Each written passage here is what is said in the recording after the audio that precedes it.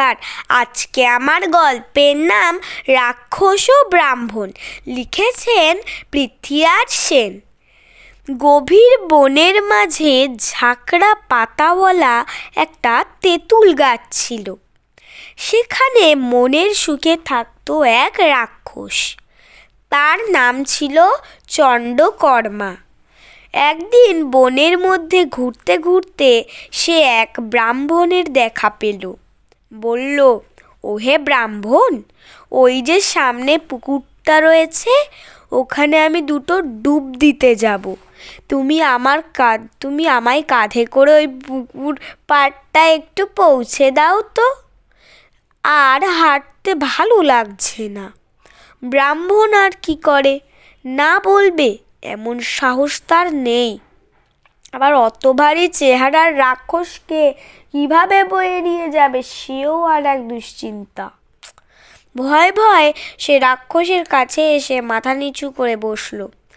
রাক্ষস তার কাঁধে আরাম করে উঠে বসল। চলতে চলতে ব্রাহ্মণের খালি মনে এই বুঝি ঘাটটা খ্যাক করে কামড়ে ধরে, আজ তার মরণ আছে, একথা ব্রাহ্মণ বুঝে গেছে। ঘাড়ে যখন চেপে বসেছে, তখন কি আর অত সহজে নিস্তার পাবে? ব্রাহ্মণের পেটের কাছে রাক্ষসের দুটো পা ঝুলছিল। ব্রাহ্মণ দেখল রাক্ষসের পা দুটো যেন পদ্মের পাপড়ির মতো নরম কোমল। ব্রাহ্মণের আবার সর্ব বিষয়ে প্রশ্ন করার স্বভাব ছিল। যা দেখত, যা শুনত, তা নিয়ে তার মাথায় হাজার প্রশ্ন ঘুরপাক খেত। কখনো বই পড়ে, কখনো কারোকে জিজ্ঞাসা করে সে তার হাজার কৌতূহলের সমাধান করার চেষ্টা করত। অজানা বিষয় জানার নেশা যেন সারাক্ষণ তাকে ভর করে থাকত। কিন্তু রাক্ষসের কাছে তো চাইতে পারে না যে তার পা দুটো লোহার মতো শরীরে অত নরম হলো কিভাবে। মনের মধ্যে প্রশ্ন আকুলি বিকুলি করতে লাগলো, কিন্তু ভয় সে চুপ করেছিল। পাছে খেপে গিয়ে রাক্ষস ঘাড় কামড়ে ধরে, কিন্তু স্বভাবকে তো আর ঠেকিয়ে রাখা যায় না। সে বলেই ফেলল, তোমার পা দুটো এত তুলতুলে পাপড়ির মতো হলো কিভাবে? রাক্ষস গর্ব করে বলল, আমার শরীরটাও কিন্তু ফুলের মতোই তুলতুলে, শুধু পা দুটোই নয়।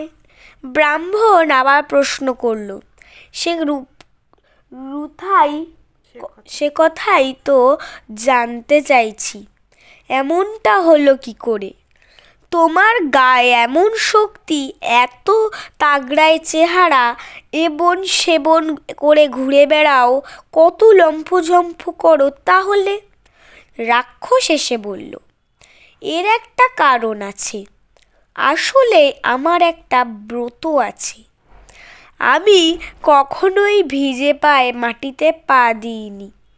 এই ব্রতের ফলেই আমার এই তুলতুলে শরীরটা। ব্রাহ্মণ আর রাক্ষস দিব্যি গল্প করতে করতে পৌঁছে গেল পুকুর পাড়ে। রাক্ষস ঘাট থেকে নেমে বলল, তুমি কিন্তু চলে যেও না, আমি প্রথমে চান করব, তারপর পুজো টুজো সেরে আসবো।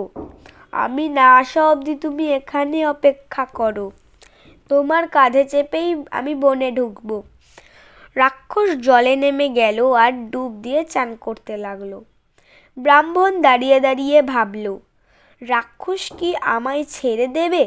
চান করে পুজো সেরে আমায় ধরে খাবে? এই বেলা যদি পালিয়ে যাই, বুদ্ধিমানের কাজ হবে। রাক্ষস তো ভিজে পায়ে মাটিতে পা দেবে না, তাহলেই তার ব্রত নষ্ট হবে। তাই আমাকে পালাতে দেখলেও ছুটতে পারবে না।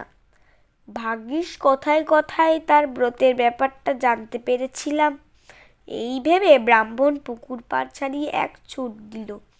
লোকটাকে ছুটতে দেখে রাক্ষস তাড়া করবে ভাবল, কিন্তু তারপর নিজের ব্রতের কথা মনে করে আর মাটিতে ভিজে পা রাখতে পারল না।